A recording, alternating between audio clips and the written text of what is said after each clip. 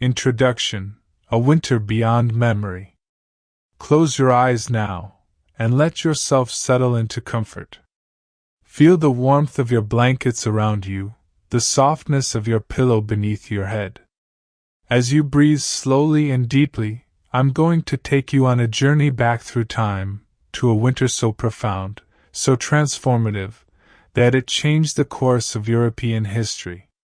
This is the story of the Great Frost of 1709, a tale of ice and survival, of human resilience in the face of nature's most formidable power.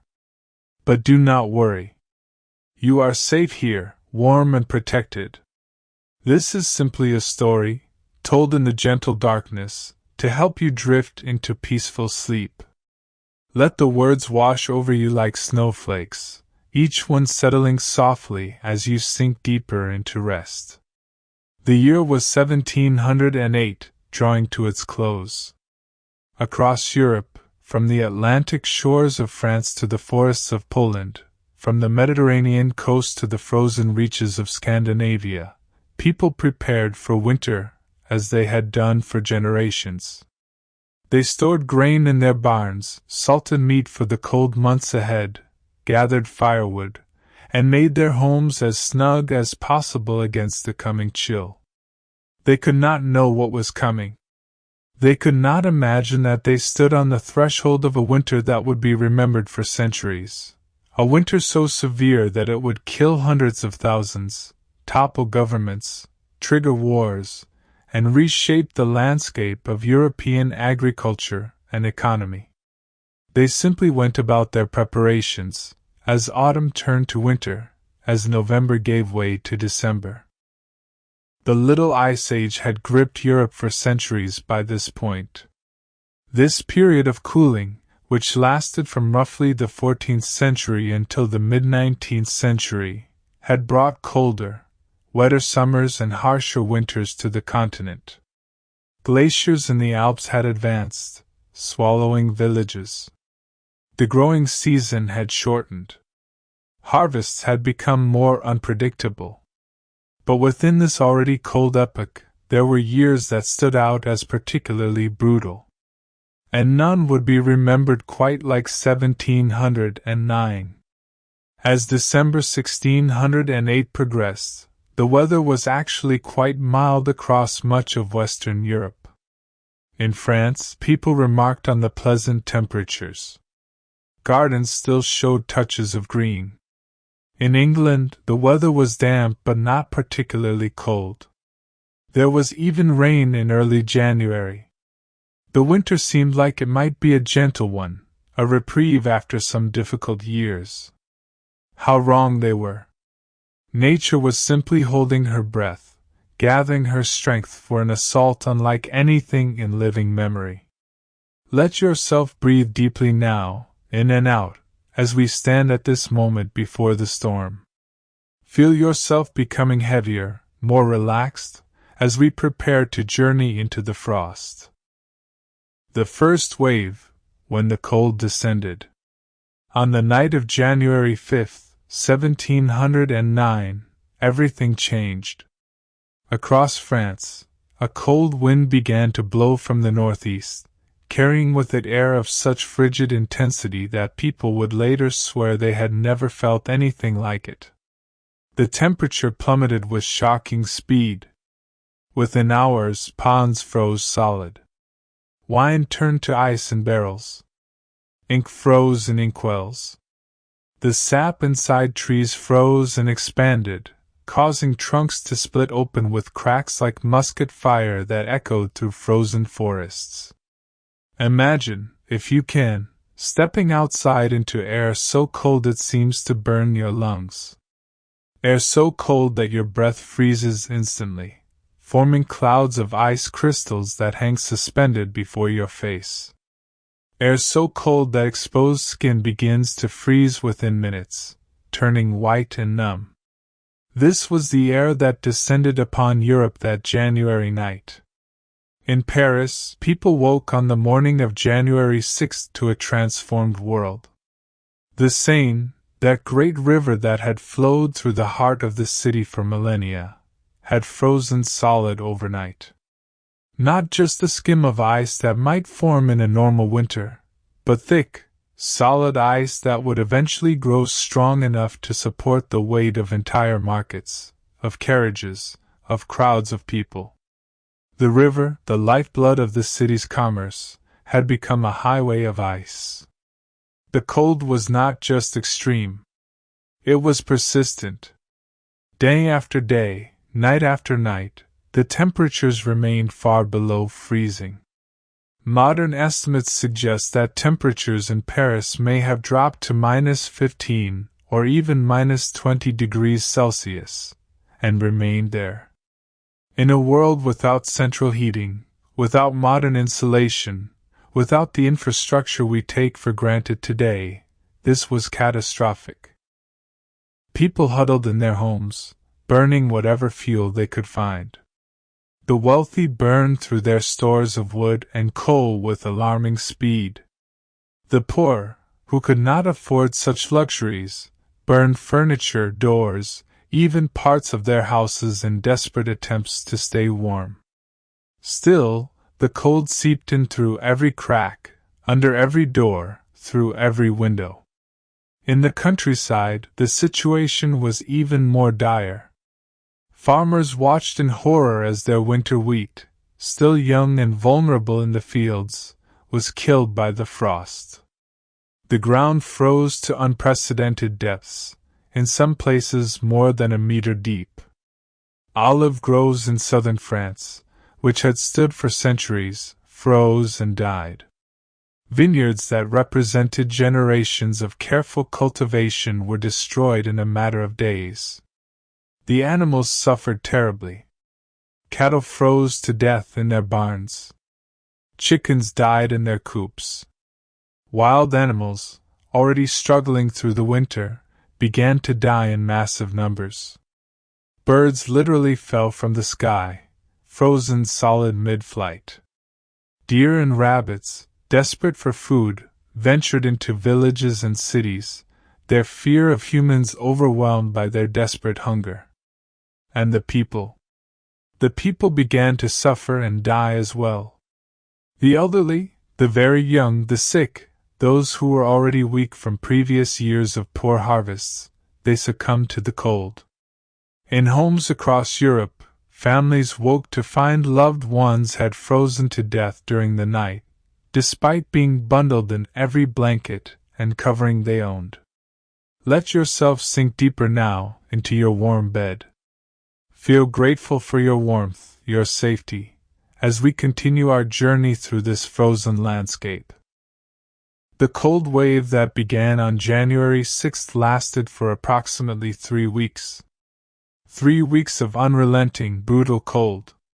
3 weeks during which normal life became impossible. Markets could not function. Roads became impassable. Rivers, the highways of commerce and communication in that era, were frozen solid.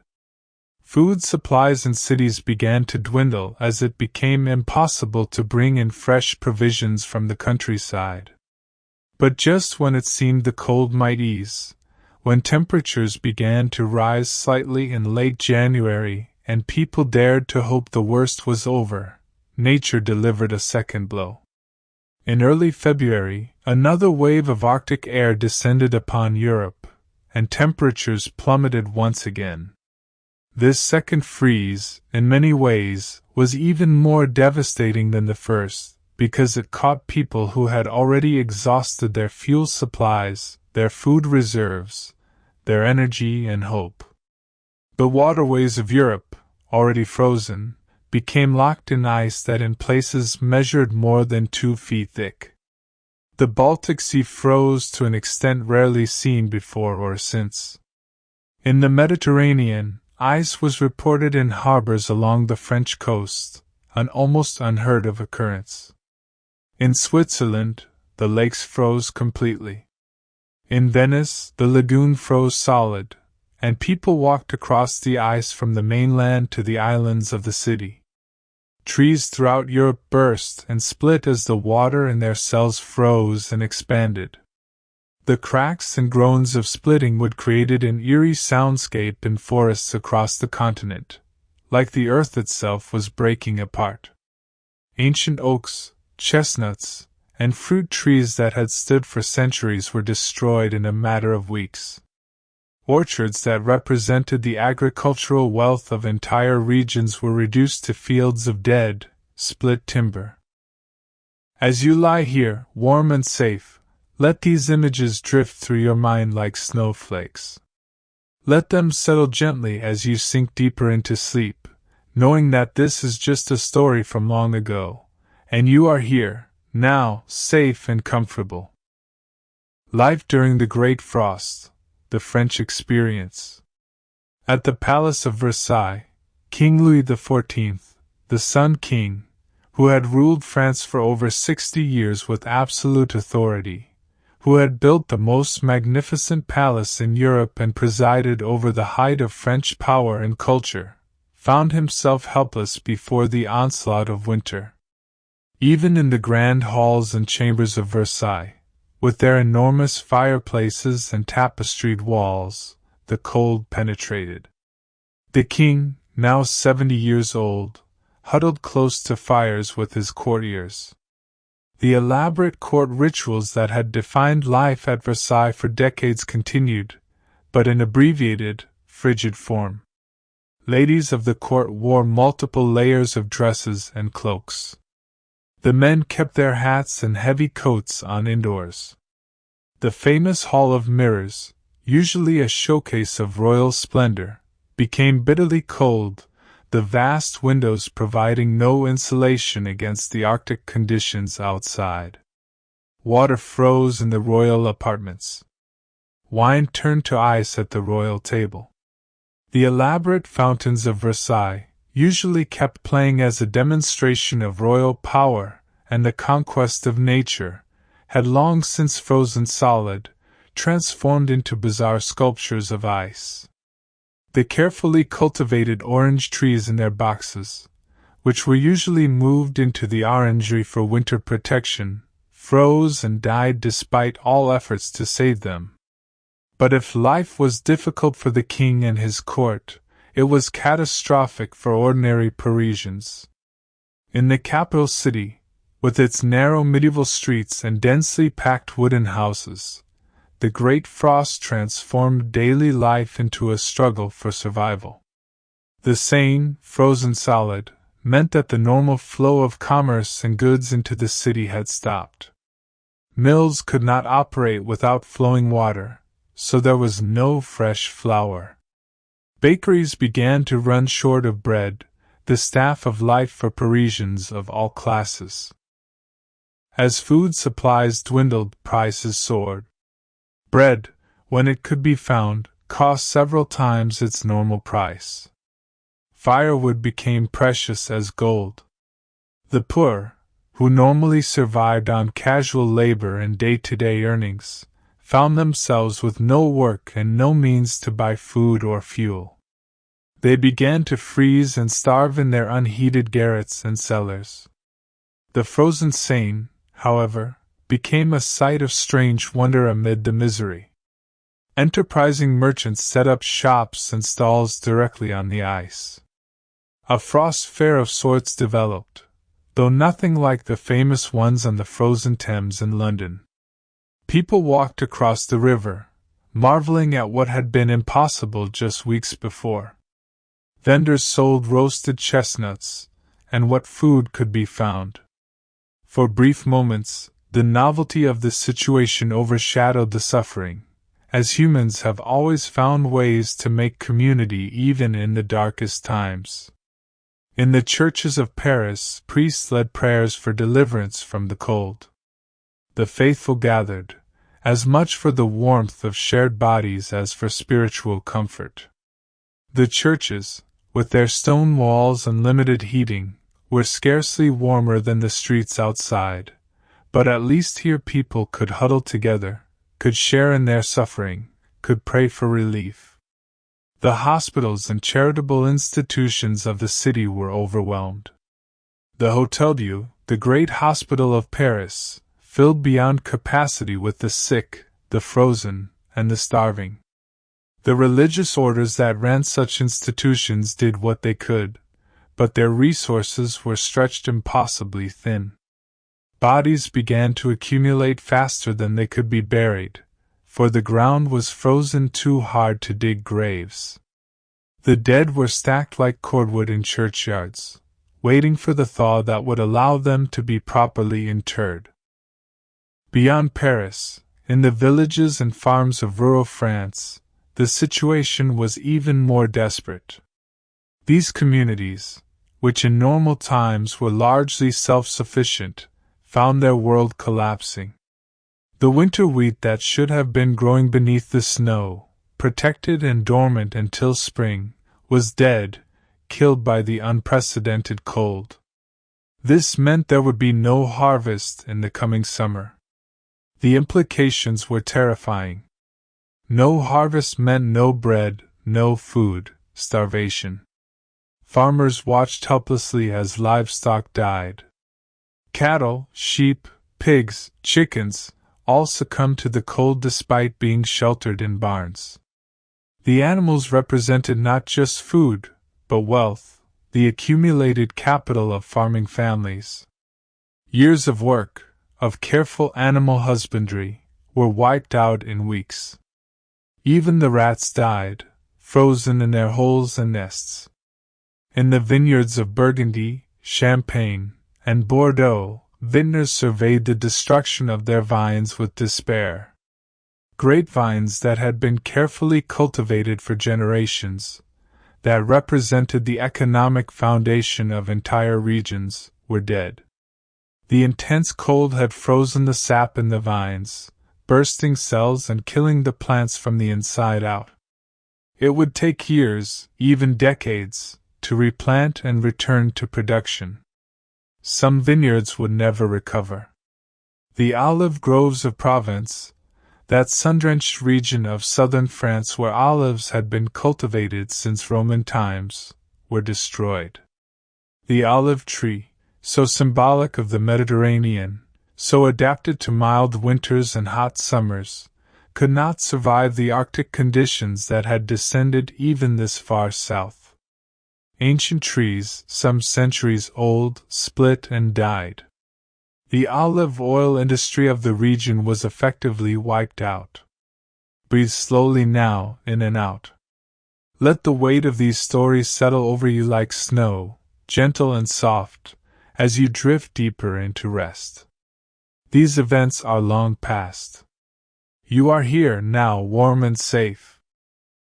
In villages across France, communities banded together to survive. Families doubled up in single houses, sharing warmth and dwindling food supplies. The social bonds of village life, always strong in rural France, became literal lifelines. Those who had a little shared with those who had nothing. The old traditions of communal support, of helping one's neighbors, were all that stood between survival and death for many. But even community solidarity could not save everyone. In every village, in every parish, people died. The parish registers of France from early 1709 tell a grim story. Week after week, the number of deaths recorded far exceeded births and marriages. Entire families were sometimes wiped out. The very young and the very old were most vulnerable, but the cold and hunger took people of all ages. The roads between villages and towns became impassable. Snow drifted deep in the lanes and highways. The cold made travel dangerous even when the roads were clear. This isolation meant that communities could not help each other, could not share resources, could not even share information about how bad the situation was elsewhere.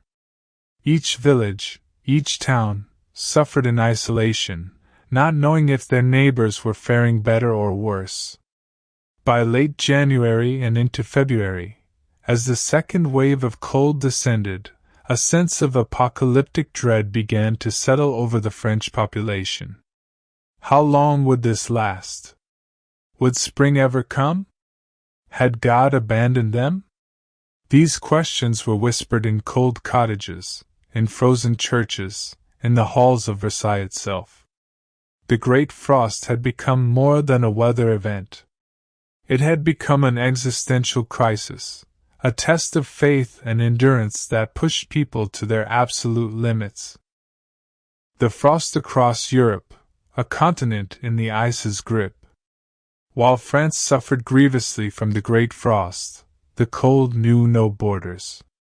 All across Europe, from the British Isles to the plains of Poland, from Scandinavia to the shores of the Mediterranean, the story was the same: unprecedented cold, immense suffering, and the collapse of normal life. In England, the winter of 1709 was remembered for generations. The Thames, London's great river and the commercial highway of the nation, froze solid for weeks. Unlike Paris, where the freezing of the Seine was a rare and shocking event, the Thames had frozen before in English history. But never quite like this. The ice was thick enough and lasted long enough for one of the most famous frost fairs in English history to take place on the frozen river. Londoners, ever practical and entrepreneurial, turned the frozen Thames into a temporary city unto itself. Thousands of people ventured onto the ice. Tents and stalls were erected. Oxen were roasted whole over fires built right on the ice. Puppet shows, games, and entertainments of all sorts sprang up. Printers even set up printing presses on the ice and sold commemorative cards proclaiming that the bearer had visited the Frost Fair of 1709. It was a peculiarly English response to catastrophe: make the best of it, find the fun in adversity, turn disaster into a holiday. But beneath the festive atmosphere of the Frost Fair was real suffering. In the slums and poor districts of London, people froze and starved just as they did in Paris. The cold that heated London homes became scarce and expensive. Food prices soared.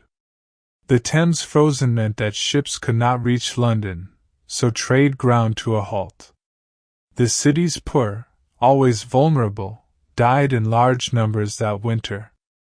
The death registers of London parishes show sharp spikes in mortality during January and February of 1709. In the English countryside, farmers faced the same devastation as their French counterparts. Wheat was killed in the fields. Livestock died. Orchards and gardens were destroyed. The rural poor, who lived perpetually on the edge of survival even in good years, were pushed over that edge. Parishes struggled to care for their poor as traditional safety nets were overwhelmed by the scale of the crisis. Across the Channel, in the Low Countries of the Netherlands and Flanders, the Great Frost was particularly devastating because so much of the region's prosperity depended on water. The intricate network of canals that crisscrossed the Dutch Republic, serving as highways for commerce and transport, froze solid. Windmills, which pumped water from the polders and ground grain, stood still, their sails motionless in the cold air. Trade, the lifeblood of the Dutch economy, came to a standstill. The Dutch, whose relationship with water was fundamental to their identity as a nation, found themselves in a frozen world. The sea itself froze along the coast. Ice floes packed the harbors. Ships were locked in ice for months. The great merchant fleets that had made the Dutch Republic wealthy and powerful were immobilized. In Amsterdam, the canals that served as streets froze solid, and people skated through the city on ice. But again, beneath the picturesque scenes of skating and winter sports was suffering. Food supplies ran low. The price of grain soared. The urban poor, dependent on cheap bread for survival, went hungry. The almshouses and charitable institutions of Dutch cities, usually well organized and effective, were overwhelmed by the numbers seeking help. Despite the wealth of the Dutch Republic, despite its sophisticated social support systems, people froze and starved that winter. In the German states, fragmented into hundreds of principalities and free cities, the response to the Great Frost was uncoordinated, but the suffering was universal. From the ports of Hamburg on the North Sea to the mountain valleys of Bavaria, from the Rhine to the Oder, the cold gripped all. The Rhine, one of Europe's greatest rivers, froze solid in places. Trade down this vital commercial artery stopped completely. German farmers, already struggling after years of warfare and poor harvests, watched their crops die and their animals freeze. In the forests, peasants who depended on gathering wood for fuel found even this resource difficult to access, as deep snow and bitter cold made venturing into the woods dangerous. Villages ran out of food. City granaries were depleted. The patchwork of German states meant that there was no coordinated response, no empire-wide relief effort. Each prince, each free city, each territory struggled on its own. Even in Italy, land of sunshine and mild winters, the Great Frost made itself felt. Venice, the serene republic, saw its lagoon freeze, a rare occurrence even during the Little Ice Age. The canals of Venice became ice-locked. The gondolas, symbols of the city, sat frozen and useless. The olive groves of Tuscany and other northern Italian regions suffered severe damage. Citrus trees died as far south as Naples. The people of Italy, unaccustomed to such severe cold, suffered greatly. Italian houses were not built for Arctic conditions. Heating systems were minimal. The urban poor of Italian cities, living in unheated rooms, died of cold.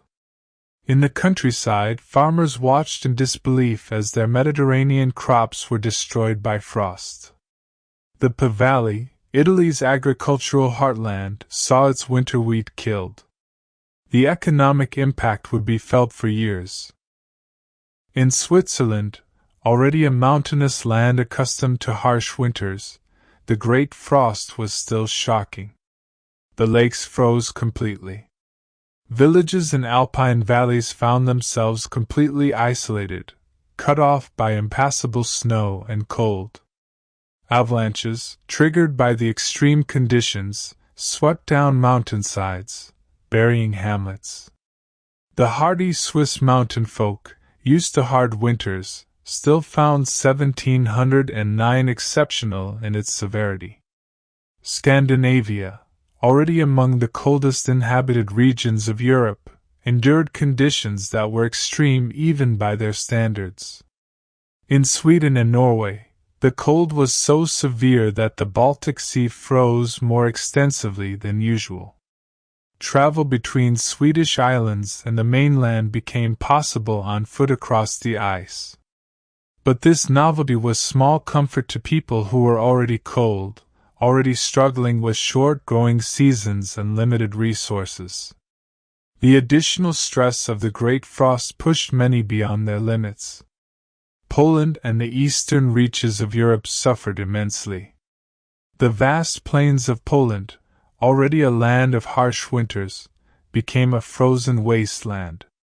The Vistula and other great rivers of the east froze solid. Villages on the steppes, exposed to the full force of the wind, were buried in snow. People froze to death in their homes. Livestock died en masse. The agricultural economy, already fragile, collapsed. Let your mind wander now across this frozen continent. See the ice and snow covering all, from the Atlantic to the steppes of the east. Feel yourself drifting, floating above it all, safe and warm, as you sink deeper into peaceful sleep. The suffering of 1709 is centuries past. You are here, now, comfortable and protected.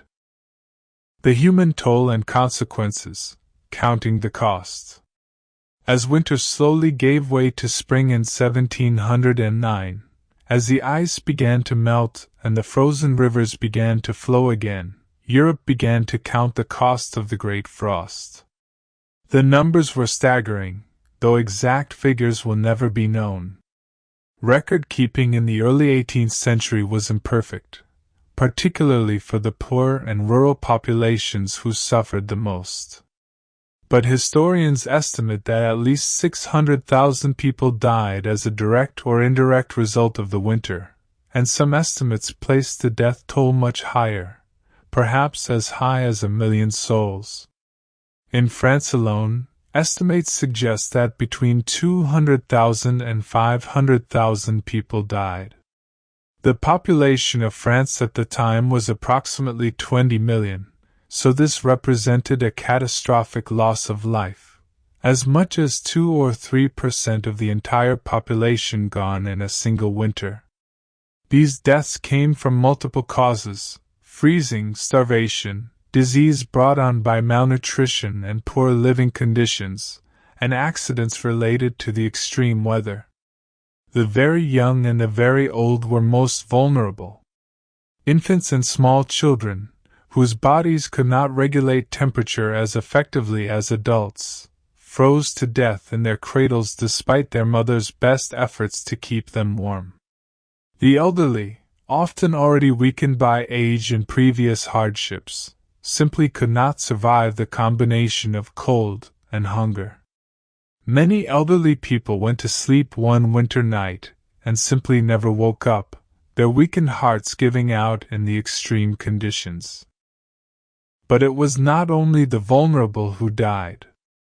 The Great Frost killed people in the prime of life, people who should have had years or decades ahead of them. Farmers froze to death checking on their livestock. Travelers caught on the roads died of exposure. Urban workers, weakened by hunger and living in unheated garrets, succumbed to pneumonia and other respiratory illnesses that flourished in the cold, damp conditions. The disease that followed in the wake of the Great Frost may have killed as many as the cold itself. Malnutrition weakened immune systems. Crowded conditions, as people huddled together for warmth, facilitated the spread of illness. Typhus, dysentery, and other diseases swept through communities. In the spring, as temperatures finally rose, epidemics broke out in many regions, taking additional thousands of lives. The psychological toll was immense. People who survived the winter of 1709 were traumatized by the experience. They had watched loved ones die, had felt themselves on the edge of death, had endured weeks and months of suffering that tested the limits of human endurance. This trauma was passed down through families and communities. For generations afterward, grandparents would tell their grandchildren about the Great Frost, about the winter when the world froze and so many died. The economic devastation was equally staggering. The destruction of the winter wheat crop across much of Europe meant that there would be severe grain shortages in the coming year. Grain prices, already high during the winter, soared even higher as spring and summer approached, and it became clear how bad the harvest failure would be. Bread, the staple food for the vast majority of Europeans, became unaffordable for many. The grain shortage of 1709 triggered a famine that lasted into 1710. The death of so much livestock represented an enormous loss of capital and productivity. In an agricultural economy, animals were crucial not just as food sources but as labor. Oxen and horses pulled plows and carts. Cows provided milk. Chickens provided eggs. The loss of these animals meant that farming productivity would be reduced for years to come, until herds and flocks could be rebuilt. For individual farming families, the loss of their animals often meant the loss of their ability to farm effectively, pushing them into deeper poverty, or off the land entirely. The destruction of orchards, vineyards, and olive groves meant the loss of crops that took years to reach maturity. A wheat field could recover in a single season, but a fruit tree might take 5 or 10 years to begin bearing again. A grapevine required several years to become productive. An olive tree might take a decade or more. The agricultural economy of entire regions was set back by years, even decades. Some areas never fully recovered their pre-frost production levels. Forests were devastated as well, not just from trees splitting and dying in the cold, but from desperate people cutting down whatever they could for fuel.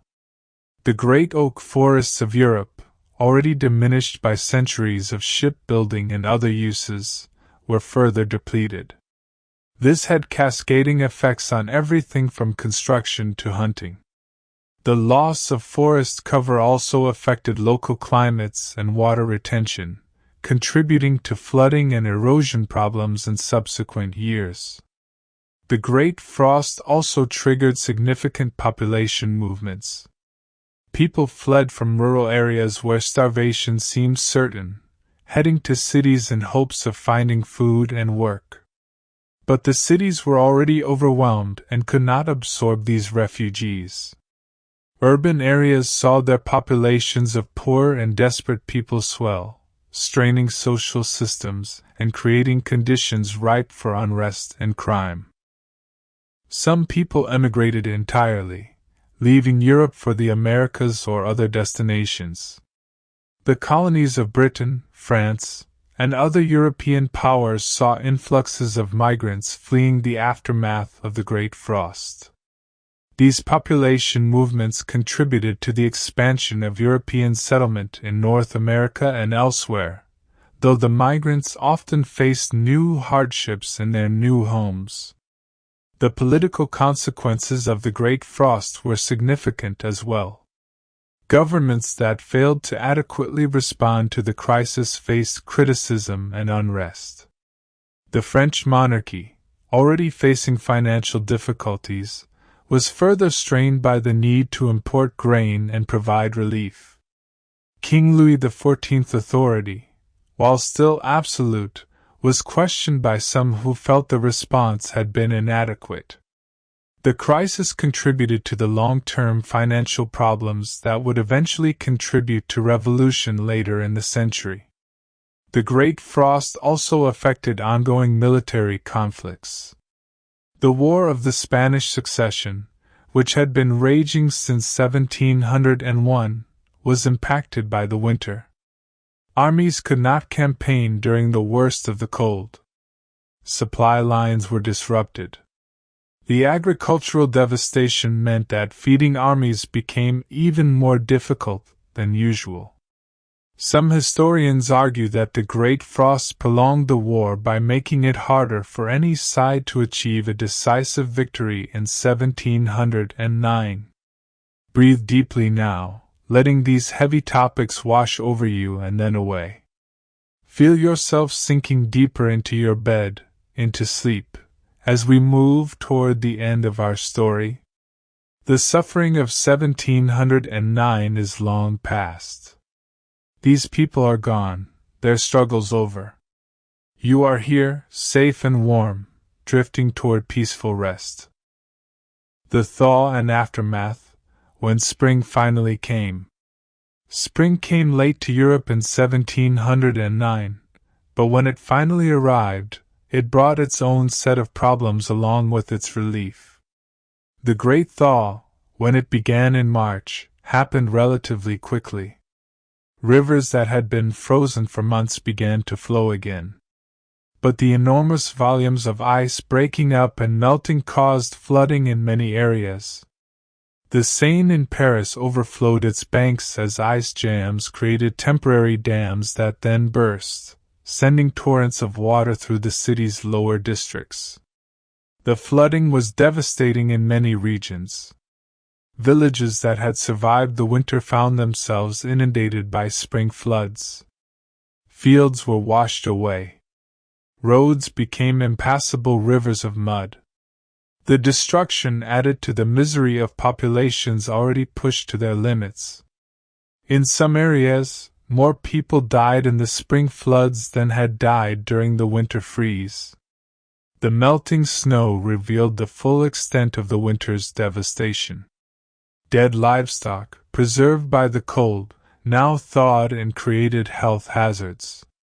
The bodies of people who had died and whose burial had been delayed by frozen ground had to be interred, creating grim work for gravediggers and parish officials. The landscape was littered with the broken remains of trees, damaged buildings, and the detritus of disaster. As the ground thawed, farmers tried to assess what could be salvaged. In many areas, the answer was very little. The winter wheat was dead.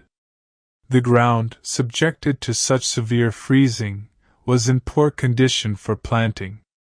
Many farmers lacked the seed to plant spring crops even if they had wanted to, having eaten their seed grain to survive the winter.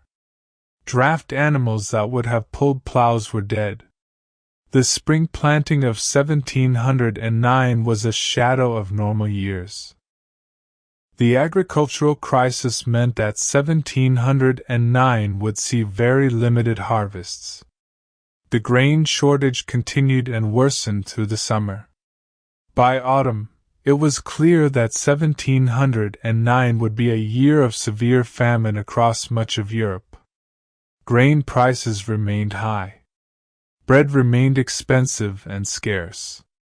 The poor continued to starve, not from cold now, but from hunger.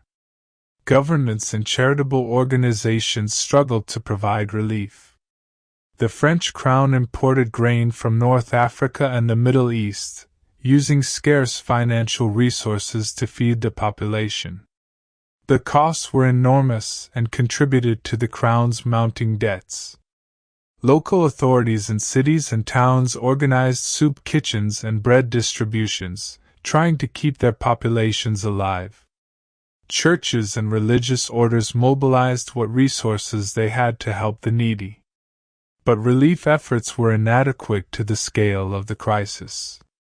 There were simply too many people in need and not enough resources to help them all. The famine of 1709 and 1710 killed thousands more, perhaps as many as had died in the winter itself. Children, already weakened by months of privation, were particularly vulnerable. The death rate for children under 5 spiked dramatically in 1709 and 1710. The recovery from the Great Frost took years. Replanting vineyards and orchards was a multi-year process. Rebuilding livestock herds took time and resources that many did not have. Small farmers who had lost everything often never recovered, instead selling their land and joining the ranks of the landless poor or migrating to cities. The agricultural economy of regions like Provence, which lost its olive oil production, was permanently changed. The economic disruption rippled through all levels of society. Merchants who had extended credit to farmers found themselves facing defaults. Artisans who depended on agricultural raw materials found their supplies disrupted. The overall economy contracted, tax revenues fell, and governments found themselves in financial difficulties. The economic impact of the Great Frost was felt throughout the 1710s and contributed to the various financial crises that characterized the period. Politically, the aftermath of the Great Frost contributed to instability. In France, the suffering of the population and the perceived inadequacy of the royal response contributed to growing criticism of the absolute monarchy, though this would not come to full fruition for decades. In other parts of Europe, the crisis contributed to political tensions and conflicts. The disruption of the War of the Spanish Succession meant that when fighting resumed in earnest, it was in a context of scarce resources and desperate populations. The demographic impact took decades to fully manifest. The loss of so many people, particularly children and young adults, meant that population growth was stunted for years afterward. Some regions saw their populations decline and not recover to pre-frost levels for a generation. Marriage rates dropped as economic hardship made it difficult for young people to establish households. Birth rates fell as malnutrition and stress affected fertility. Yet humans are remarkably resilient, and slowly Europe recovered. New trees were planted. New animals were born and raised. Fields were replanted and harvests, while poor at first, gradually improved. The collective trauma of the Great Frost became part of the shared history of European communities, a reminder of nature's power and human vulnerability, but also of human endurance and the ability to rebuild even after catastrophe. Close your eyes and breathe deeply. Let the spring air of 1709 fill your lungs. Feel the relief of survival, the tentative hope of renewal. As you sink deeper into rest, know that after every winter, no matter how harsh, spring always comes. After every darkness, light returns. Scientific understanding and historical context. Why the freeze occurred.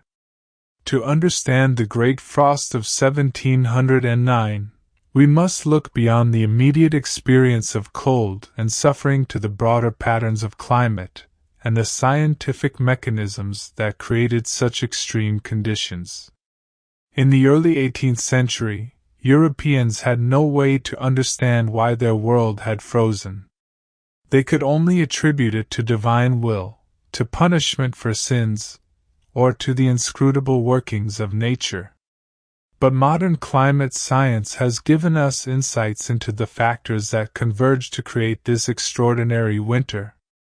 The Great Frost occurred during what climatologists call the Little Ice Age, a period of cooling that affected much of the northern hemisphere from roughly the 14th century to the mid-19th century.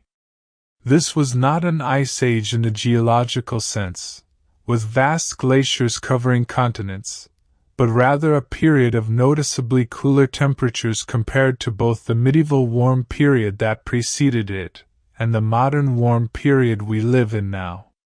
During the Little Ice Age, average temperatures in Europe were perhaps 1 to 2 degrees Celsius cooler than today.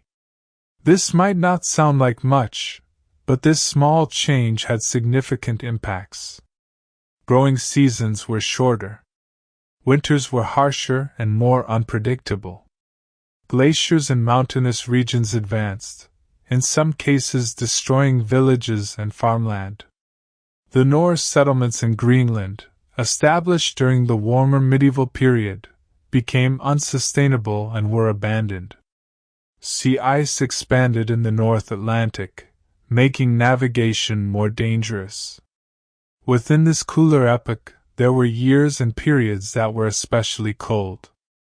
The winter of 1709 stands out as one of the coldest on record during the Little Ice Age.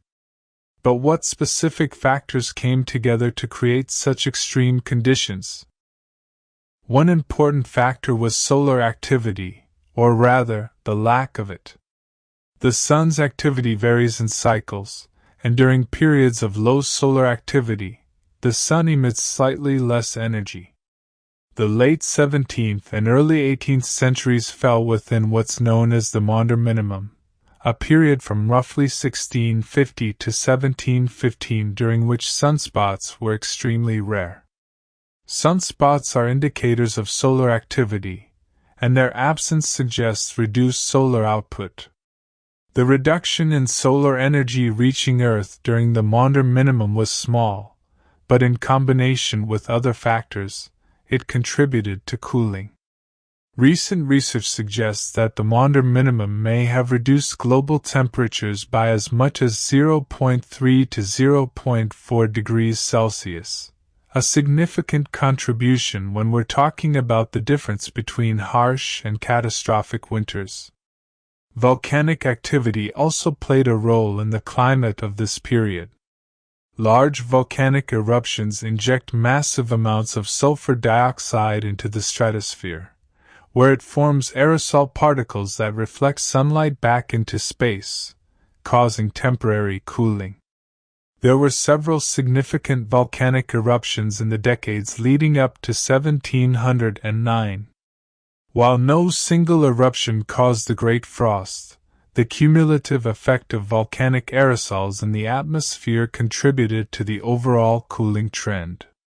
Ocean circulation patterns also influenced European climate. The Atlantic meridional overturning circulation, of which the Gulf Stream is a part, carries warm water from the tropics toward Europe, moderating the continent's climate. Changes in this circulation pattern, caused by factors including freshwater input from melting ice and changes in wind patterns, could have reduced the flow of warm water to European shores, contributing to colder conditions.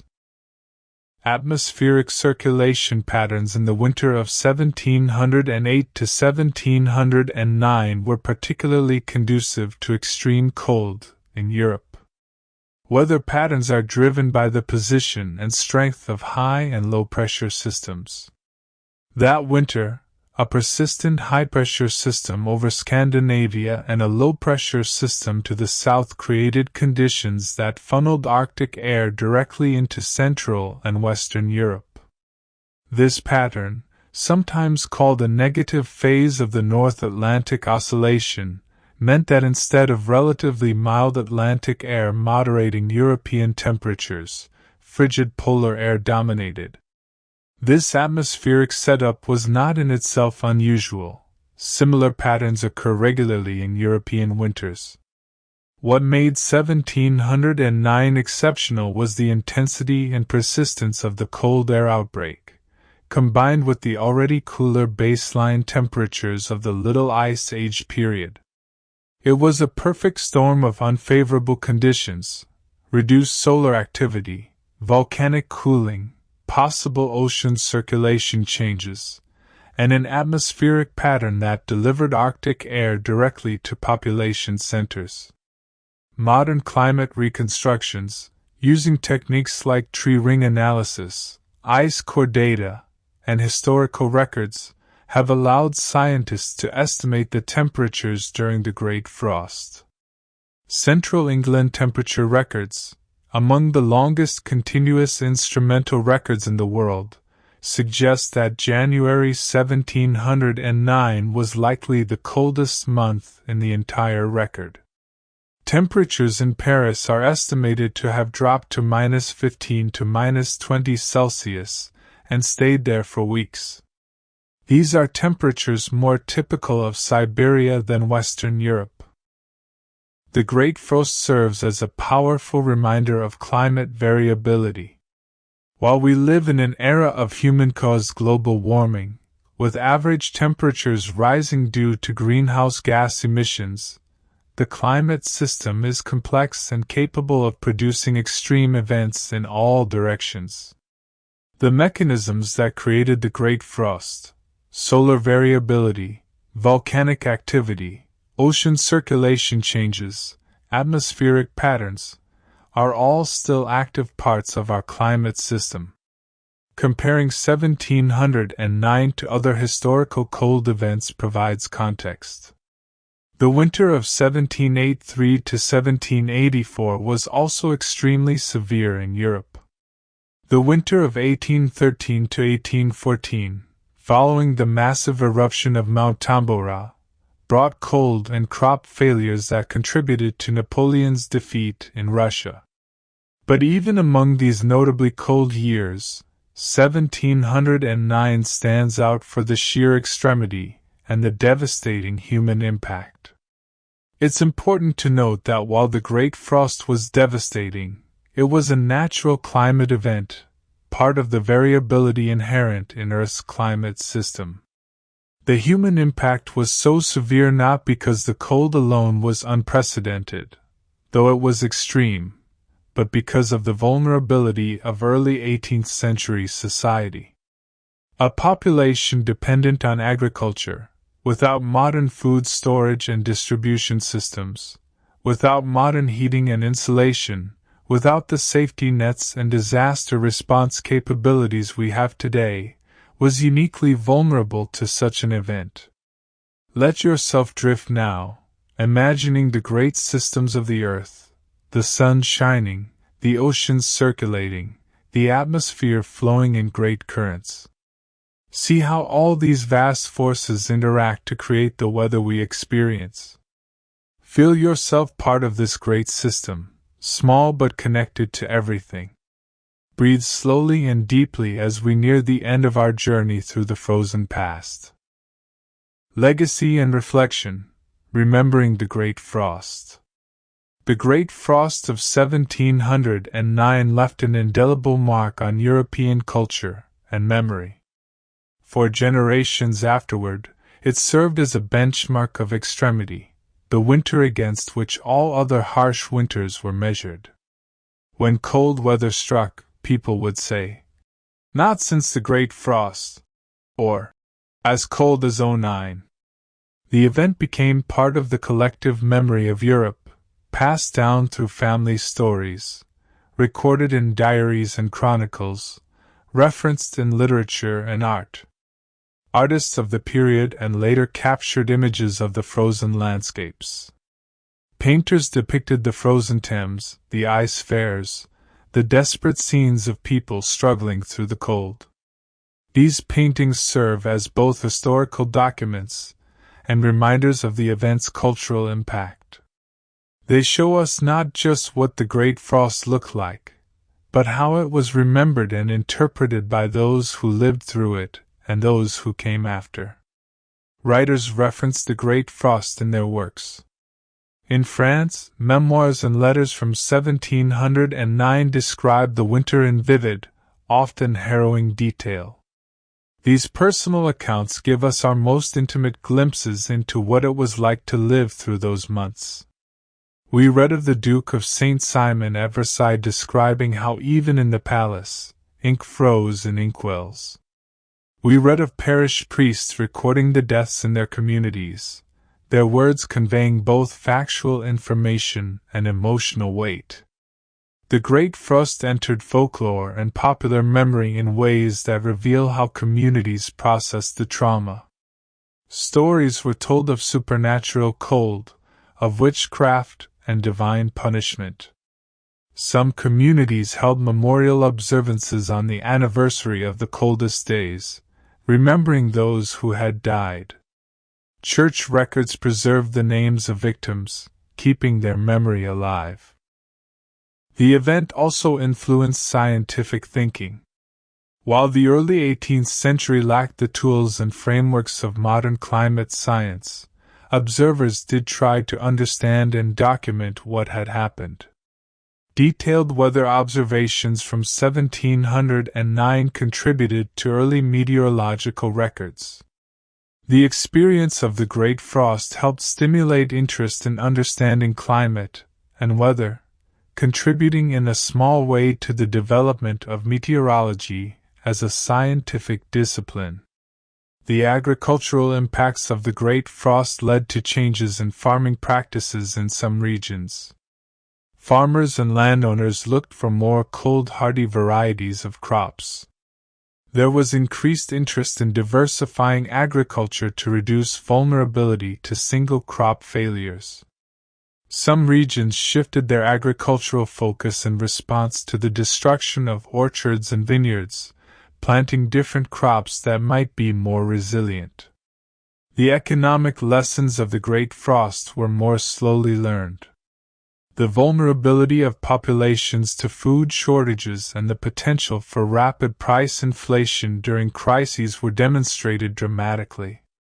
Some governments increased grain reserves and improved distribution networks in response. but truly effective national and international systems for disaster response and famine prevention would not develop for centuries. From a modern perspective, the Great Frost offers several important lessons. First, it reminds us of climate variability and the potential for extreme events. While current climate change is driven by human activity and is generally causing warming, the climate system is complex and capable of surprises. Understanding historical climate variability helps us prepare for future extremes. Second, the Great Frost illustrates the relationship between climate and human vulnerability. The death toll was so high not just because of the extreme cold, but because of the vulnerability of early 18th century society. Agricultural dependence, poor housing, inadequate food storage and distribution, lack of rapid communication and coordination, all these factors turned a climate extreme into a human catastrophe. This reminds us that disaster impacts are determined both by natural hazards and by human vulnerability. Third, the recovery from the Great Frost demonstrates human resilience. Despite the enormous losses, European society did recover. People rebuilt their lives, replanted their fields, and carried on. This resilience in the face of disaster is an enduring human characteristic. But recovery took years and was incomplete for many. This reminds us that disaster impacts can be long-lasting and that supporting recovery is as important as managing the immediate emergency. The Great Frost also offers a meditation on impermanence and change. The people of 1709 lived in a world they thought they understood, with rhythms and patterns they had learned from their ancestors. Then, in a matter of days, everything changed. Their world froze. The familiar became strange and dangerous. This sudden disruption of normality is something every generation faces in different ways, through wars, epidemics, economic collapses, or climate events. How we respond to such disruptions defines us. During the Great Frost, we see both the best and worst of human nature. We see selfishness and hoarding, but also generosity and community support. We see despair and giving up, but also incredible determination to survive. We see social structures breaking down under stress, but also people coming together to help each other through impossible circumstances. The memory of the Great Frost also raises questions about historical trauma and collective memory. How do societies process and remember catastrophic events?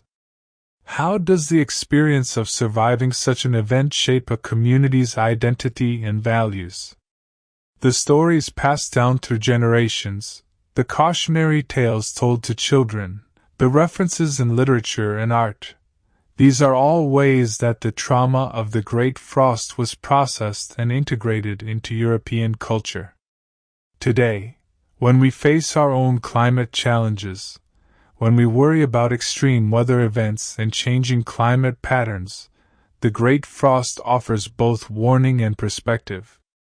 It warns us that climate extremes can have devastating human impacts, particularly for vulnerable populations. It reminds us that our infrastructure, food systems, and social safety nets can be tested beyond their limits. But it also offers perspective. Humans have faced and survived climate catastrophes before. Resilience and recovery are possible, even from events that seem apocalyptic at the time. As you lie here in your warm bed, safe from the cold, let yourself feel grateful for the warmth and security you have. Feel grateful for the technologies and systems that protect you from the extremes of weather. Feel grateful for the accumulated knowledge and infrastructure of our modern world, built in part from lessons learned from disasters like the Great Frost. But also feel connection to those people of 1709, Feel connection to their struggle, their endurance, their humanity. They were people like you, who loved and feared, who hoped and despaired, who faced unimaginable challenges and somehow carried on. Their story is part of our human story, a reminder of where we came from and what we're capable of surviving. Breathe deeply now. Feel yourself sinking deeper into sleep, into peace, into the comfort of the present moment. The Great Frost is centuries in the past. Its victims are long since gone, their suffering over. But their story remains, a testament to human endurance and the power of nature, a story we can learn from as we face our own challenges.